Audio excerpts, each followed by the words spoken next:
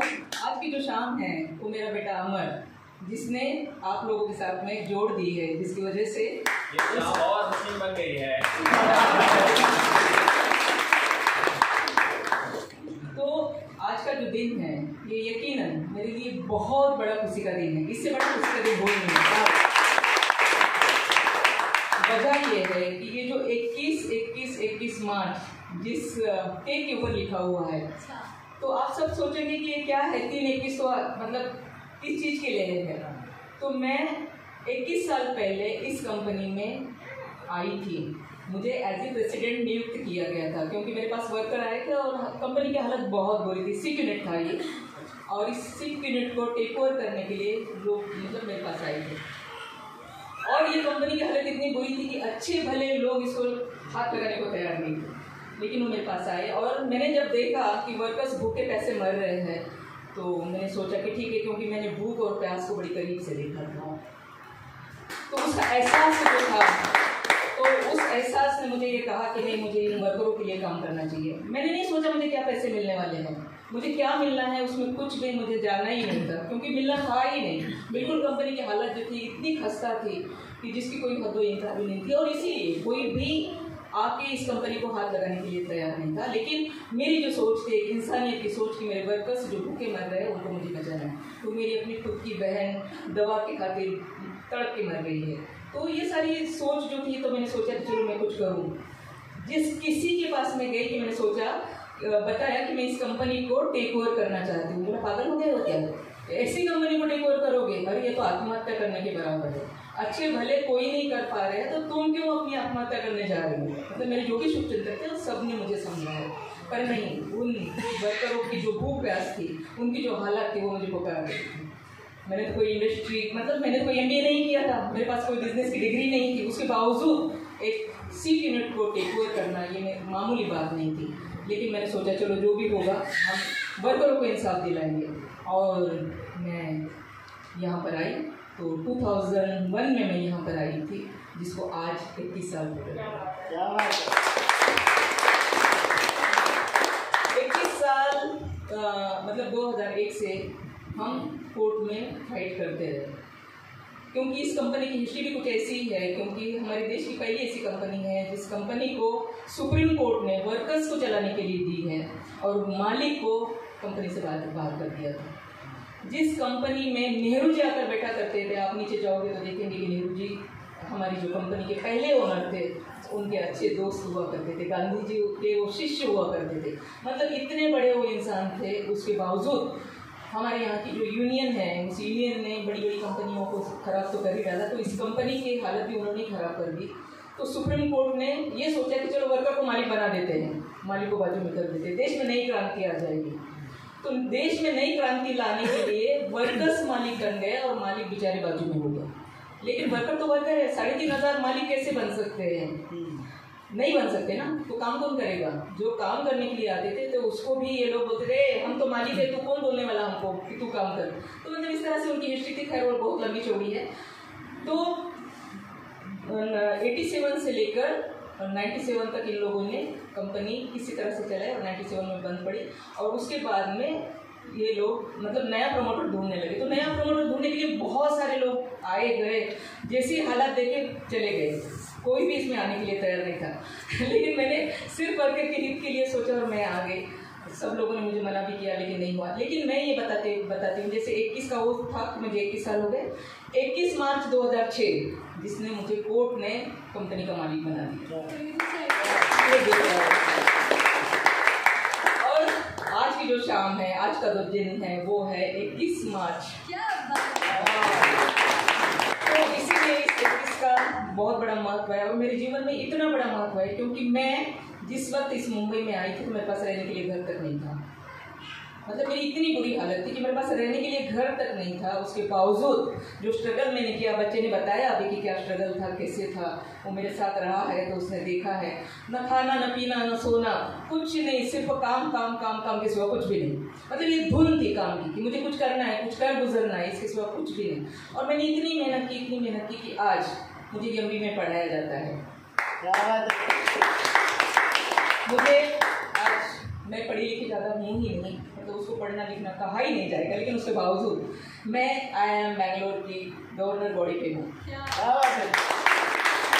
मुझे डॉक्यूमेंट मिला है और इस कंपनी को मैंने टेक ओवर करके सक्सेस किया। कोर्ट ने मुझे टाइम दिया हुआ था कि ठीक है, हम तुम्हें मालिक तो बना रहे हैं, लेकिन 2011 में आपको सिक्का से बाहर निकलना है। और सिक्का से बाहर निकलने के लिए 116 करोड़ का कर्जा था, 140 लिटिगेशन के केसेस थे, 2 बड़ी यूनियन थे। इन सब को निपट के एक फैक्ट्री शुरू करके वर्कर को काम देके सब 2011 में मुझे पूरा करना था और उस चैलेंज को भी मैंने पूरा किया। और उस चैलेंज को पूरा किया, इसीलिए गवर्नमेंट ने मुझे पद्मश्री से नवाजा। तो आज का जो दिन है, एक सोचने वाली बात है कि एक भूखी पैसे रहने वाली लड़की जिसके पास रहने के लिए घर नहीं है अपना, जो बॉम्बे के रास्तों पे भटक रही है, लेकिन आज उसी के कंपनी के नाम पर 2 रास्ते हैं, कुर्ला कमानी, रामजी भाई कमानी। जो काम के लिए दर दर भटकती थी, कंपनियों में भटकती थी, आज वो खुद हजारों लोगों को काम देती है। मैं बहुत ज़्यादा बोलना सही नहीं होगा, लेकिन आप सबने कहा कि बोलो, इसलिए मैं बोल रही हूँ। तो मुझे अपने आप पे फख्र है कि मैं अपने माँ बाप की एक अच्छी बेटी रही, क्योंकि मेरे बाबा की जब सर्विस चली गई तो मैं उनकी बड़ा बेटा बनकर, मैं ढाल बनकर खड़ी रही। उनके संसार को मैंने अपने खांधे पे लिया, जबकि मैं 15-16 साल की थी। तो मेरे बहन भाई कैसे रहेंगे, उनके लिए मैं क्या करूँ, उनके लिए मैं कैसे जीऊँ, वो सारा सोचा। माँ बाप की जितनी सेवा कर सकती थी मैं वो किया। उसके बाद में आज समाज में मेरे वर्कर सब मुझे आई भवानी कहते हैं। तो एक इंसान को जीने के लिए चाहिए क्या आखिर? मुझे जो कुछ मुझे मिला, जो आप लोगों का सबका प्यार है, लोगों का प्यार है, मुझे दुनिया भर के सारे अवार्ड्स मिले थे। दुनिया का ऐसा कोई कोना नहीं बचा जहाँ से मुझे अवार्ड नहीं मिले होंगे। तो दुनिया भर के सारे अवार्ड हैं। तो ये सारा काम करते हुए, जैसे मन्नान जी ने बताया, मन्नान गोरे जी मेरे साथ थे, खांधे से खांधा लगाकर वो भी मेरे साथ काम करते थे। मेरी फैमिली मेरे साथ थी, जिसकी वजह से मैं काम करती गई। और सबसे बड़ी बात यह है कि लोगों ने जो मुझे प्यार दिया, यकीनन मुझे प्यार दिया। कई जगह पे अपमान भी हुआ, लेकिन मैंने उसकी परवाह नहीं की, क्योंकि काम करते हुए आगे बढ़ना है। उस अपमान को अगर देखते बैठेंगे तो हम काम नहीं कर पाएंगे, आगे ही नहीं बढ़ पाएंगे। तो आगे चलना है। जैसे आप सर ने कहा ना कि वो गाना गाओ, रुक जाना नहीं, तो वाकई में रुक जाना नहीं। जहाँ रुक गए, लोगों की परवाह की, तो हम काम ही नहीं कर पाएंगे। तो इसके लिए हमें आगे बढ़ना है, काम करना है। और मैं आगे बढ़ती चली गई, आज का मतलब काम करती गई। और आज देखिए मैं जिस मुकाम पे हूँ, तो मुझे अभी कोई गम नहीं है। मेरा ये बेटा जिसको पायलट बनना था, एक्चुअली मैंने उससे पायलट नहीं बनाना था, मैं सोचती थी पायलट नहीं बनाऊंगी उसको क्योंकि कोई मतलब ऐसे दिमाग में आता था कि क्यों पायलट बनाऊंगी, लेकिन उसकी जिद थी कि मैं पायलट ही बनूंगा। वो माचिस की डिब्बियाँ होती है ना, उसके ऐसे बना के वो कुछ चलाएगा, कुछ ऐसे करेगा, मतलब ऐसे छोटा था जब। हाँ, और उस वक्त मेरे पास ऐसा भी नहीं था कि मेरे पास कोई खिलौना लेके दूँ उसको, इतने पैसे भी नहीं थे। लेकिन उसके बावजूद आज वो खाली पायलट नहीं बना, वो बड़ा कमांडर बन गया है साहब के साथ में रह के।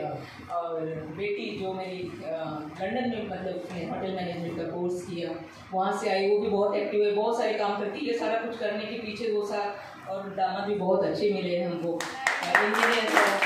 और दामाद नहीं करती, दूसरी बेटी है, और फैक्ट्री का सारा काम काज जो है वो सारा कुछ वही संभालते हैं।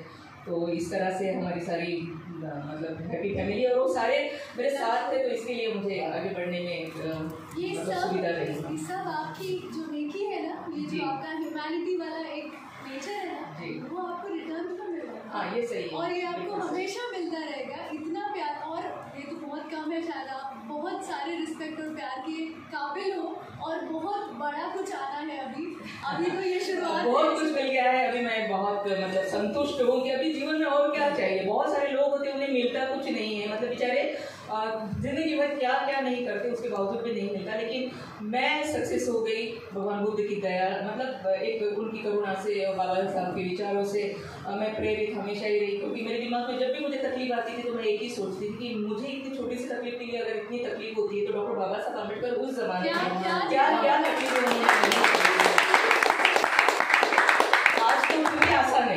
आज तो फिर भी आसान है, हम काम कर सकते हैं। उस जमाने में तो आसान क्या, मतलब बाउली से पानी नहीं पी सकता था कोई, इतना छुआछूत और इतना मतलब वो क्लास में नहीं बैठ सकते। उसके बावजूद भी उस इंसान ने इस कदर मतलब अपनी स्ट्रगल से क्या कर डाला। दुनिया मतलब खाली भारत का ही नहीं, विश्व के वो लीडर बन गए, जो वो विश्व के लिए इतना सब कुछ कर सकते हैं। तो फिर एक छोटी से हमको तो उन्होंने रास्ता दिखाया, खाली चलना ही है, चलना ही है ना, वो करना क्या है हमको, उन्होंने रास्ते दिखा दिए। भगवान बुद्ध कहते थे कि मैं सिर्फ रास्ता दिखाता हूँ, चलना तुम्हीं को है। तो अब तो चलना भी अगर नहीं आता हो तो फायदा क्या है। तो बस एक छोटी सी प्रेरणा लेके मैंने जो भी करना चाहा मैं उसमें सब में सक्सेस हो गई। और आज मैं बहुत खुश हूँ कि मुझे सब कुछ मिल गया, अब कोई तमन्ना नहीं बची। मुझे लोग सारी मीडिया वाले आते हैं पूछते आगे क्या करना है मैडम, अभी आगे करने के लिए बहुत कुछ है, लेकिन मैं ये सोचती हूँ कि जितना भी मिला, जो भी मिला, मेरी मेहनत वाकई में जहाँ मतलब सक्सेस हो गई, बहुत कुछ मिला है। अभी एक है एविएशन का हम लोगों का चल रहा है नागपुर में, साहब का जो सपना था, बहुत 10 साल का सपना है उनका, नहीं वो ज्वाइंट है आपके साथ, लेकिन उसके बावजूद भी विनय सर का 10 साल से सपना था कि हमारा अपना कुछ। क्या हुआ कि हम अमर को जब हम लोगों ने भेजा है जर्मनी पढ़ने के लिए, तो हमारे बच्चे जब वहाँ जाते हैं अमेरिका, मतलब कहीं पर भी बाहर, जर्मनी वगैरह, तो करीबन 50 से 60 लाख रुपए उस वक्त लगता था, अभी करीबन 1 करोड़ लगता होगा शायद। तो हम लोगों ने ये सोचा कि हम एविएशन स्कूल भी कर दे, जहाँ पर बच्चे लोग हमारे कम से कम 15-20 लाख रुपए में ही पायलट बन जाए, इंजीनियर बन जाए। पैसा का मेरा कोई मकसद नहीं, ना तब था, ना अब है, ना आगे भी रहेगा। सिर्फ दुनिया में आए हैं तो लोगों के लिए काम करना, इंसान के लिए काम करना, समाज के लिए और अपने देश के लिए काम करना, यही एक मकसद है। और इसमें भगवान ने सक्सेस कर दिया। इसलिए आज के काम हम सबके नाम 21 के नाम, 21 मार्च के नाम। Thank you very much. यही सोच आपको महान बनाता है।